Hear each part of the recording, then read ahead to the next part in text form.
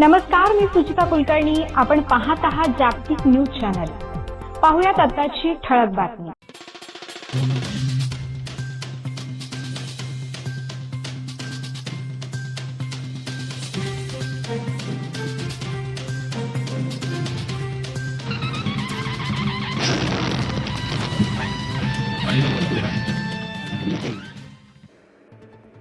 आस्ताने मालेगाव येथे हिंदू सूर्य महाराणा प्रताप यांची 486वी जयंती जल्लोषात संपन्न.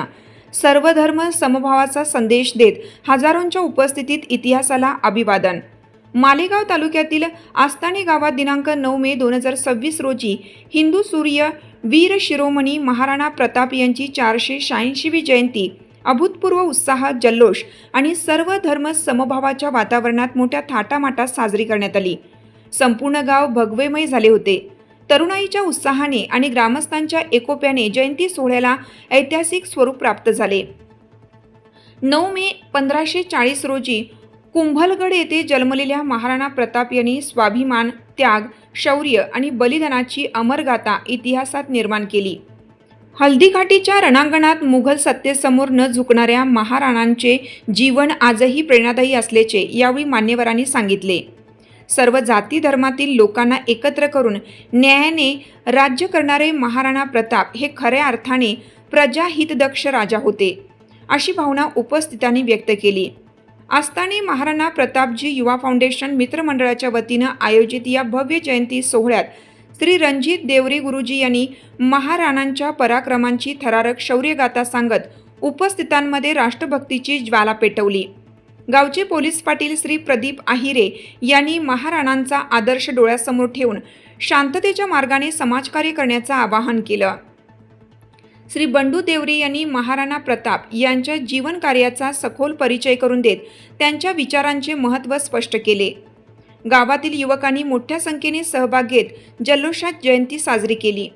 या कार्यक्रमाला गोपीचंद देवरे, अमोल देवरे, शुभम देवरे, भाऊसाहेब देवरे, दादा ठोके, एकनाथ ठोके, विजय ठोके, जीभाऊ आहिरे, रवींद्र आहिरे, कोमल देवरे, गुडुम देवरे, पवन आहिरे, जागतिक मानवाधिकार सुरक्षा फेडरेशनचे मालेगाव तालुका ग्रामीण अध्यक्ष रवींद्र सावकार, राकेश देवरे, वाघमारे मामा, नाना आहिरे, दीपक देवरे, कृष्णा देवरे, सोनू देवरे, चंद्रकांत ठोके, आबा सूर्यवंशी, रत्नाकर शिरसाट, भावडू शिरसाट, गंभीर देवरे, उद्धव देवरे, सुनील ठोके यांच्यासह दोन्ही आस्ताने गावातील आबालवृद्ध, प्रतिष्ठित नागरिक व तरुण मंडळ मोठ्या संख्येने उपस्थित होते. विशेष म्हणजे या जयंती सोहळ्याची दखल जागतिक मानवाधिकार सुरक्षा फेडरेशनचे राष्ट्रीय अध्यक्ष तथा सैनिक मित्र महाराष्ट्र राज्य श्री राजेंद्र आहेर यांनी घेतली.